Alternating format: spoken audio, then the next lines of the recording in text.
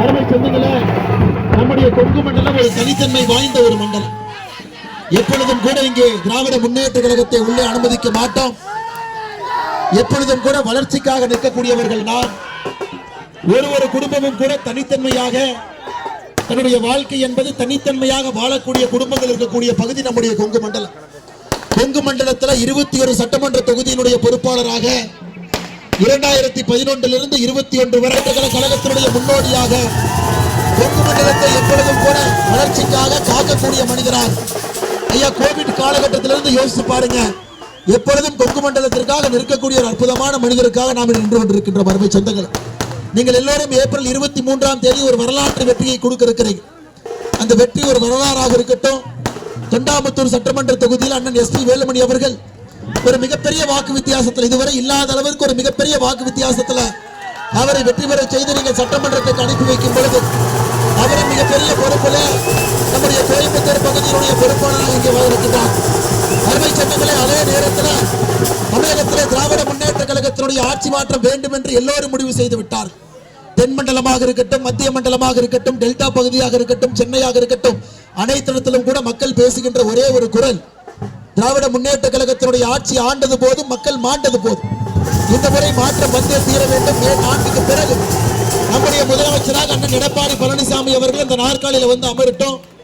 கொங்கு மண்டலத்தில் வழக்கம் போல எல்லா இடத்திலும் கூட அனைத்து இந்திய அண்ணா திராவிட முன்னேற்ற கழகம் தலைமையிலான தேசிய ஜனநாயக கூட்டணி வெற்றி பெறட்டும்.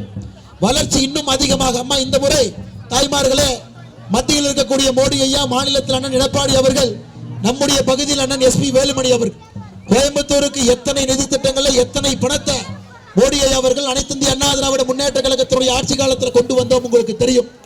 அண்ணன் அவர்கள் எத்தனை பாலத்தை கட்டினாங்க. உள்ளூர் தாலுகா ஆபீஸ்ல இருந்து தொண்டாமுத்தூர்ல எல்லா வசதிகளும் செய்து கொடுத்திருக்கிறார்.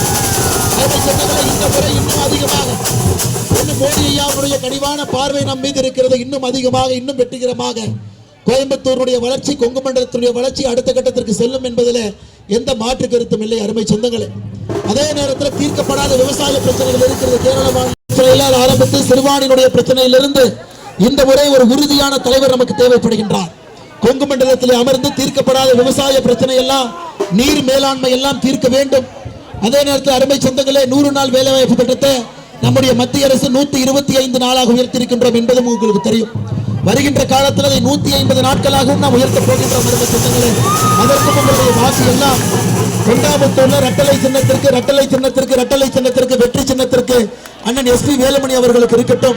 ஏப்ரல் 23ஆம் தேதி ஒரு சரித்திர வெற்றியை நீங்கள் கொடுக்க வேண்டும் என்று அன்போடு கேட்டுக்கொண்டு, கடைசி பாயிண்ட் 10 மணிக்குள்ள போகணுங்க. அம்மா, நாங்கள் தாமதமாக வந்து விட்டோம். நான் சென்னையிலிருந்து வருவதற்கு கொஞ்சம் தாமதம் ஆயிடுச்சு. அண்ணனையும் கொஞ்சம் தாமதப்படுத்தி விட்டுட்டேன். அருமை சொந்தங்களே, உங்களுடைய அன்போடு உங்களுடைய பாத